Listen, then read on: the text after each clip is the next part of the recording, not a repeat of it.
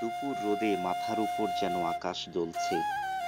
পায়ের নিচের তপ্ত মাটিতে দাঁড়িয়ে থাকাটাও বেশ কঠিন। নীল আকাশে আর ধানের ক্ষেতে রৌদ্র ছায়ার লুকোচুরি খেলা, গগনে গরজে মেঘের আনাগোনা, বলতে না বলতেই বৃষ্টির হানা। এই রোদ, এই মেঘ বৃষ্টির দিনে ব্যস্ত কৃষক।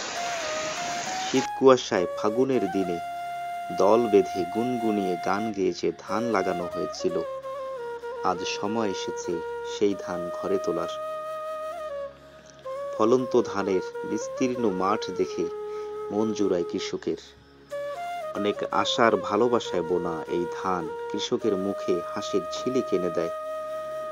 পাকা ধানের গন্ধে ভরে ওঠে কৃষকের মন। দেশের হাজারো কৃষকের নিত্যদিনের খাটুনি, উদ্বেগ উৎকণ্ঠার নিদ্রা জাগরণ, মাথার ঘাম পায়ে ফেলার বিস্তর বিবরণে বিশ্ব দরবারে আমাদের পরিচয় মিলেছে মাছে ভাতে বাঙালি। খাবার প্লেটে সহজে পাওয়া ভাত কিভাবে আসে, সেই গল্প আমাদের অনেকের অজানা। শেকড়ের এই গল্পটা আমরা জানার চেষ্টাটুকুও করি না। ভুলে যায় আমাদের কৃষক, আমাদের কৃষিকে। ধান মাড়াইয়ের পর ধান ঘরে তুলে কৃষক যেন একটা স্বস্তির নিঃশ্বাস ফেলেন। উৎসব আর আনন্দে সময় কেটে যায় কৃষকের। কৃষকের মাথায় এবার আসে অন্য ফসল বোনার চিন্তা।